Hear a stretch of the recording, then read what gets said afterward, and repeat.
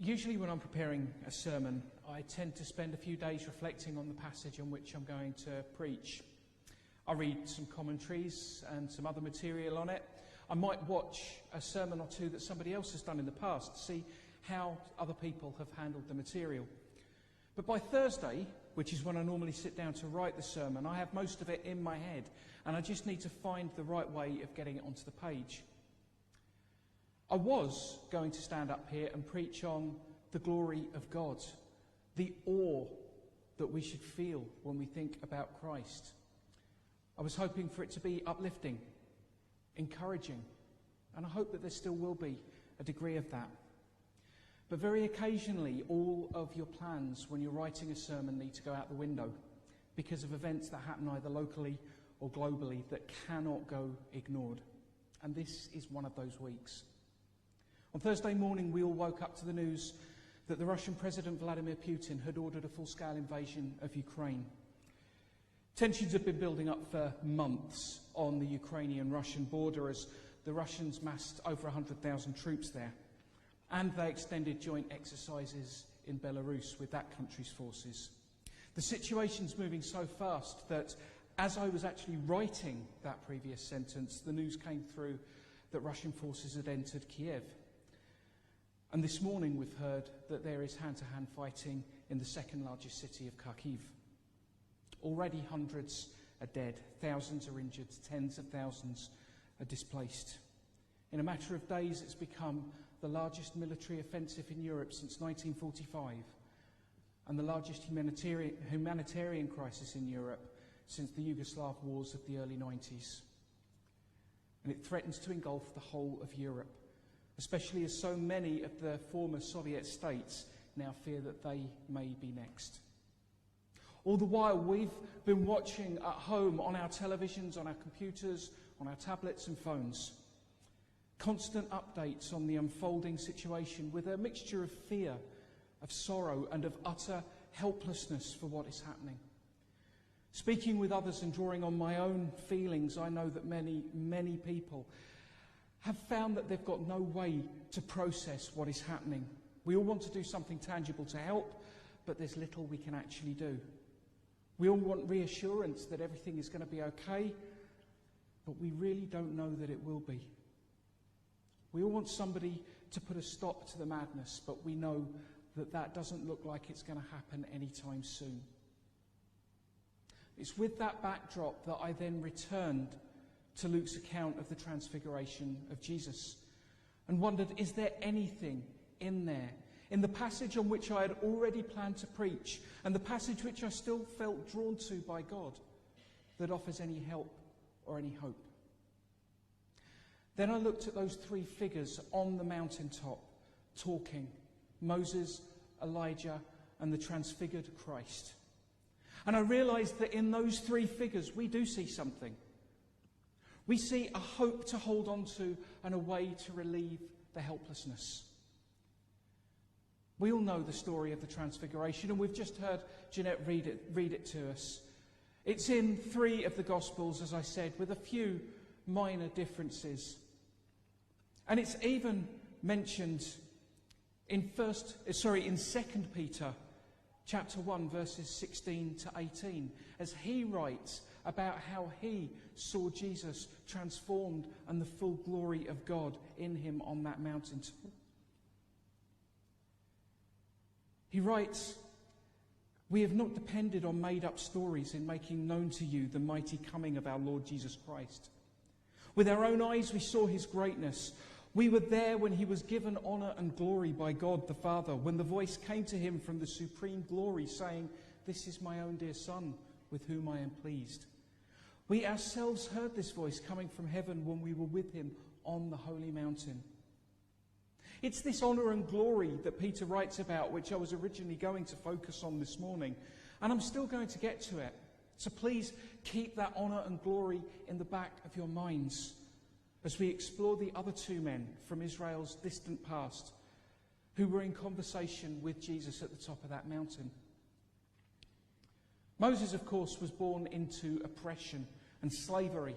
He was saved by the providence of God at birth, growing up in Pharaoh's palace, before becoming a fugitive and finally leading his people out of slavery. It seems appropriate that when we read that he was discussing Jesus' death in Jerusalem, he actually mentions Jesus' departure in the original text. The Greek word that used is exodos, or exodus, as we now say it. Moses is the ultimate figure of Israelite hope and freedom from foreign oppression. The deeds that God achieved through him are still central to several Jewish festivals to this day, most notably Passover and Sukkot, and we will talk about Sukkot in a little bit. The situation seemed hopeless for the Israelites. They'd been in Egypt for 400 years, since the famine in Joseph's time, and they'd been enslaved for many years now. They were numerous, but they had smaller numbers than Egypt, who were the largest, most powerful nation in the region, with the largest, most sophisticated army. Does that sound familiar? Resistance and escape will have seemed futile. And yet, after many plagues, God softened the heart of the Egyptian ruler and he let the Israelites go. Now, he did change his mind, but only once it was too late. But that softening of a hard heart, even if only temporarily, within the leader of a brutal militaristic regime, was possible through the actions of God upon him. Because God can do that. God can cause even the hardest hearts to change. He can turn the worst dictator, the worst criminal, into one of his most faithful children through the work of the Holy Spirit. There is not one person who is beyond the redemption that God offers to us through the cross of Jesus Christ. Look at Paul. Paul persecuted the church. He oversaw the death of Stephen, but he was still called and used by Christ. Look at Peter, who deserted Jesus at his darkest hour, denied ever even having known him, and yet he became the rock on whom Jesus built his church. The history of the church is filled with people who've done the most horrendous things, acted in the most appalling ways, mistreated others for their own gain for years, and yet have found their way back to the Father through Jesus Christ, because that is what he does, and that is what he will continue to do. And it is full of stories where some of those people don't find their way back to the Father, but somehow, miraculously, they change, even just for an instant, so that others may be spared hardship and death. You see, even in the darkest of times, when there seems to be no hope for escape, for liberation, for warfare or brutality, there is still the hope that only God can bring.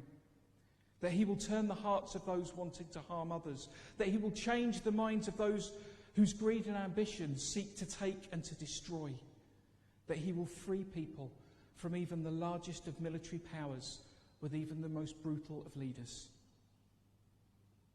Even when it doesn't feel that way, where there is God, there is always hope. Then we see Elijah. Moses had stood before Pharaoh and through his brother Aaron asked for his people's freedom. That was hard enough, but at least Moses knew Pharaoh as his adoptive brother.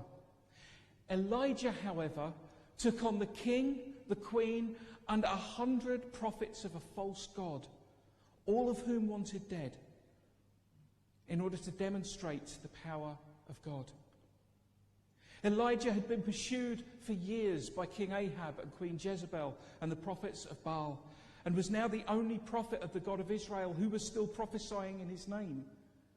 But rather than run and hide, Elijah ran straight into the belly of the beast, trying to destroy him. He prophesied to Ahab. He took on the prophets of Baal in a demonstration of God's might at the top of Mount Carmel that ended in one burnt bull and 100 humiliated false prophets. Elijah was one of the greatest prophets that Israel has ever known, and there have been many. And the truly great ones are the ones who were willing to stand and speak truth to power.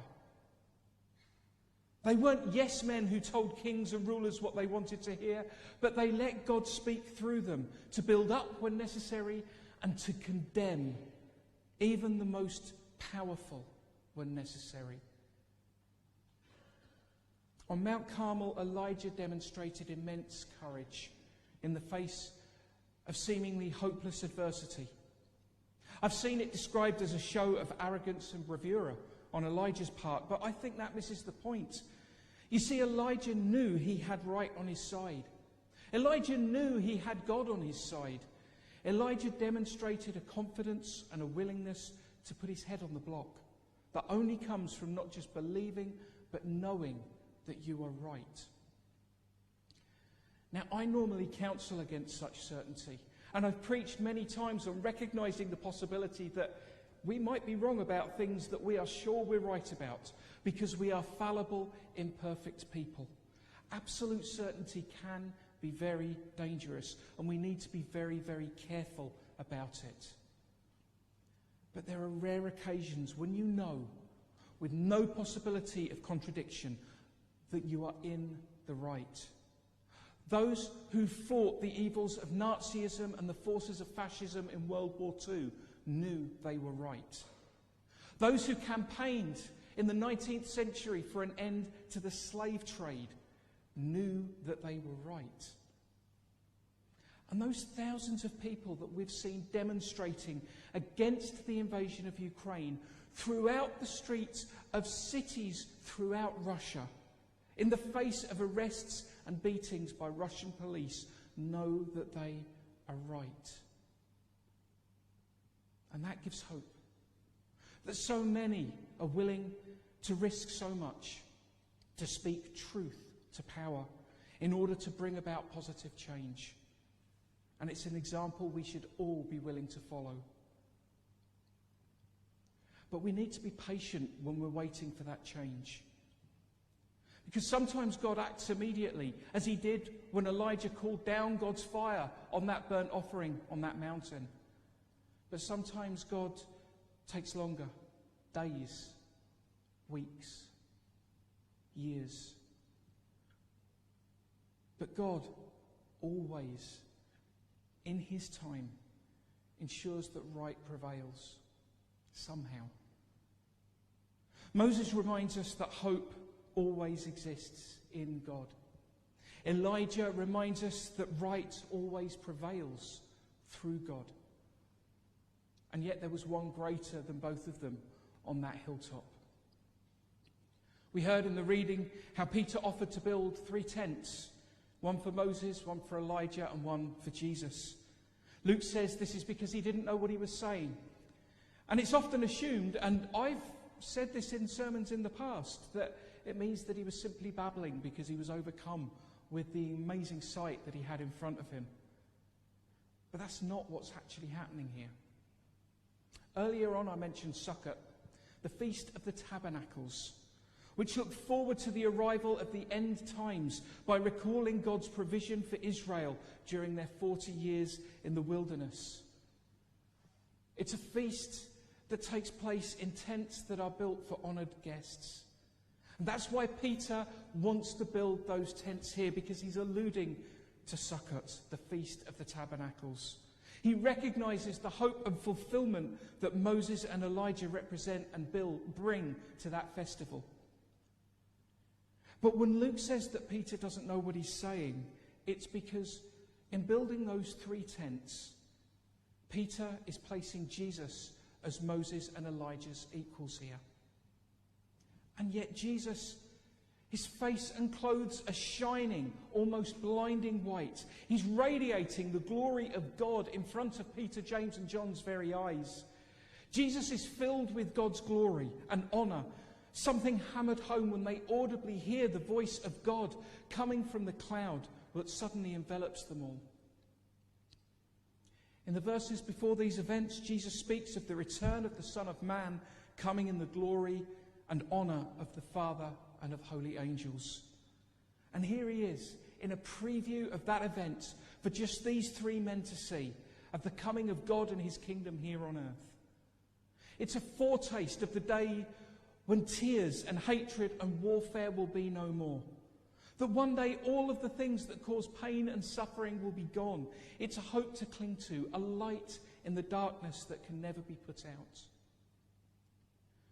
Remembering the transfigured Christ is a reminder that there is an eternal hope, that evil will not endure, but good will reign forever. As one person I once heard put it, I've read to the end of the Bible. We win. However, I read a tweet yesterday that said it's really easy to tell the world God is on the throne and in control when it's not your country facing extinction or your family that's become a casualty. It's a statement dripping with privilege. And I'm very mindful that that is true.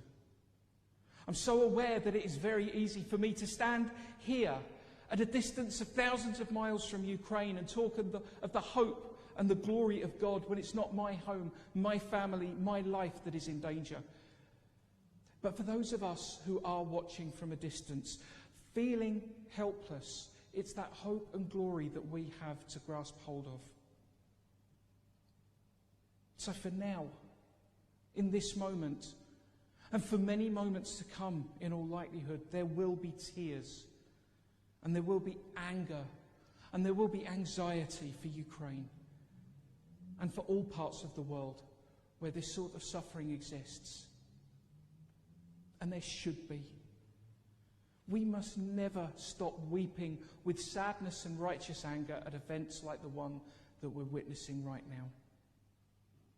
We must never stop speaking out against the evils and injustices in the world. As the followers of the Prince of Peace, of the God of justice, it's our role to stand against injustice in any way that we can. And we must never, ever stop praying. Praying for peace. Praying for the turning and softening of hard hearts. Praying for the comfort and the protection of those who are affected. But we must always remember who we're praying to. Those prayers are to the ones who released Israel from slavery in Egypt. Those prayers are to the one who defeated the 100 prophets of Baal using just one man. Those prayers are to the one who ensured that no evil power or ruler or authority has lasted forever, and who has in his own time granted release to the captive, granted sight to the blind, granted freedom to the oppressed. Where there's God's goodness, hope and righteousness will always prevail.